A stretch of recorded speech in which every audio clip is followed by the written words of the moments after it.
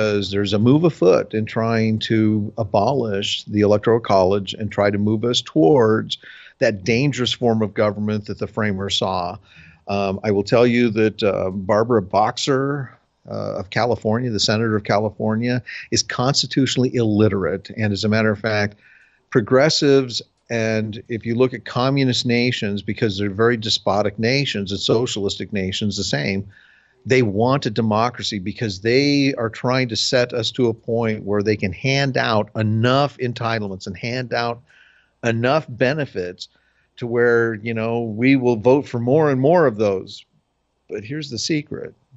What they're handing out is unconstitutional, and they're stealing that from you and I and from businesses to buy these people's votes. It's not only immoral and unethical, it's unconstitutional, as I've said.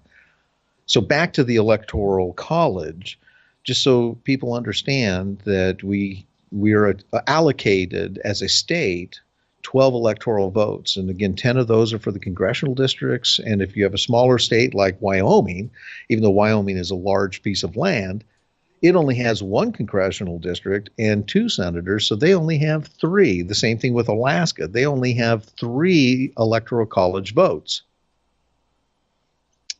Anyway, like I said, that the second modification of this process was the 12th Amendment, where the electors would only choose 1 candidate. So that's how they changed, instead of choosing 2 candidates, which created a huge tie back in the 1800s. And I think it forced them 36 times in casting votes before they finally came to a compromising conclusion that Jefferson was going to be president.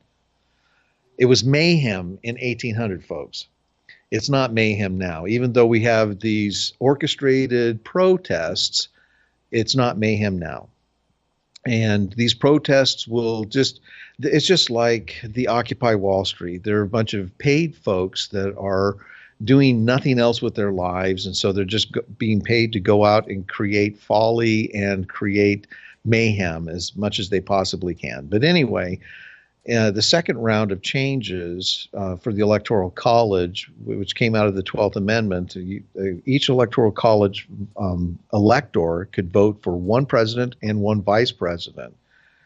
And so these electors were originally assigned by the state legislatures, and these electors were free to vote their conscience in the original 2 forms.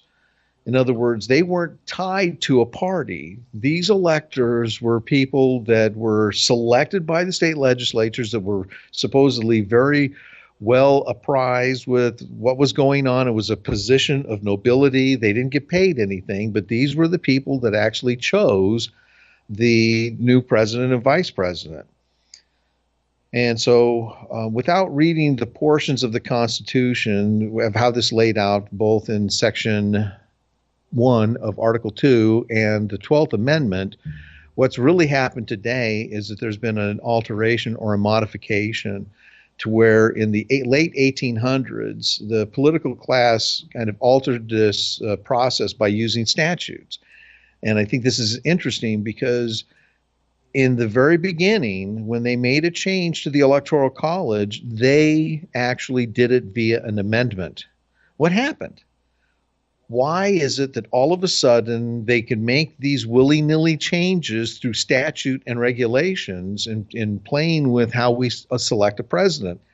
It was important enough to put it into the contract that our Electoral College was defined within the Constitution and required an amendment to change that process. All of a sudden, we don't have to do that anymore. I'm just telling you that the way we've gotten to this position of our Electoral College defies my logic as far as how they were able to get away with creating regulations and statutes, other than the fact that they've been getting away with violating the constitutional process, which is the Article 5 process of amending the Constitution to then get everybody to buy into it, because the 12th Amendment required 3/4 of the state to agree that that's how they're going to choose the president. And now the political class have altered this process again by using statute and regulations. What they have created actually conflicts with the Constitution and the end outcome, because we've no longer falling under republicanism. If you look at all of the different states, and we will really quick, the Electoral College has really changed. So how does the Electoral College work today? Well, all states, except for Maine and Nebraska, have chosen electors on a winner-takes-all basis. In other words, if the candidate X gets 50% of the vote plus one extra vote, then they take all the electors. In Maine and Nebraska, they break it down by their electoral or congressional district method by selecting one elector within each congressional district by popular vote and awarding two electors by the statewide by their popular vote. So in other words, they're doing it right in Maine and in Nebraska. What should happen is each congressional district, however we voted in a particular, let's say you're in Congressional District 1 or in Congressional District 7 or 10, if you look at how the popular vote went in that congressional district, that elector should be tied to represent, in the Republican form of government, should represent the will of those people, and they should be casting their vote towards candidate X that won that congressional district, and they should be tied to that. But what we have today is the electors in all the other states except for Maine and Alaska are tied to the party. And as a matter of fact, if you didn't know, in the Democratic Party in the state of Washington, one of the electors of the Electoral College came out and said, I don't want to vote for Hillary, when all of these emails and all of this corruption started coming out. This guy says, hey, I've got this moral conscience. I'm not going to vote for a crook like that. And so he actually, could, but he was tied and was expected to vote for Hillary. And he was asking and looking for how he could change his vote. And so the state legislatures and these regulations that the federal government has put up in these statutes, these are all what I would consider constitutional violations of our fundamental principle of that Republican form of government. Although no elector is required by federal law to honor their pledge, there have been very few occasions when an elector has voted contrary to a pledge. It is expected that those who have been pledged are to vote the way they're supposed to vote. And I believe by party loyalists and so forth, it's almost a political death if you go contrary like that. The guy here, if Hillary would have won and he would have been able to vote, actually, he should be voting. But the question is, will that state, Washington State Electoral College vote that because winner took all, Hillary took the state, is that guy going to be able to change his vote and vote for candidate X? And, that's the question of whether those votes are cast that way. But the 12th Amendment requires that each elector to cast one vote and one vote for the president only was literally a counted and tallied vote where it was a vote of conscience. And since we've moved away from that, we've moved towards a political class system.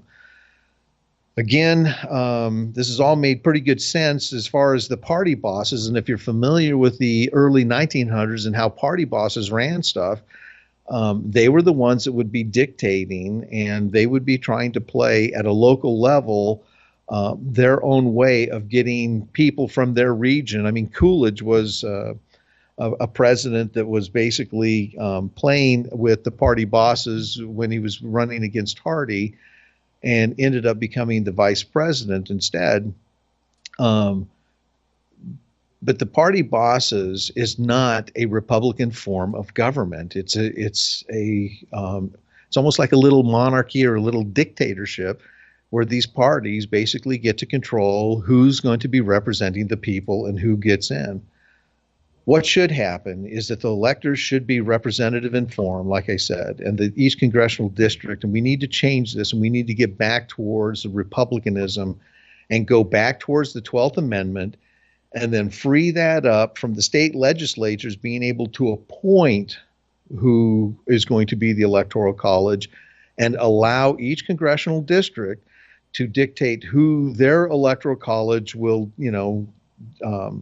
who will vote for that congressional district. In other words, tie it towards the popular vote of the congressional district, so that the people of a given region in a congressional district has their representation. So no longer does it get shadowed by a large metropolis that can muster up just over 50% of the vote and silence the rest of the state and their representation and their voice. If one understands what has happened, most of the people in the heartland and the majority of the republic have lost their voice. And what we need to do is to get back to that. If one looks back at the 2012 election with Romney would have won that overwhelmingly because the majority of the congressional seats were won by Republicans. I have written an article about this regarding the progressives and how they use voter fraud and how they're stealing these electoral votes in battleground states. And it's worth reading to understand the 2012 dynamics. There were 5 million more votes cast for president than there were for Congress. Where did those 5 million people come from? And if you look, over half of those were in battleground states. So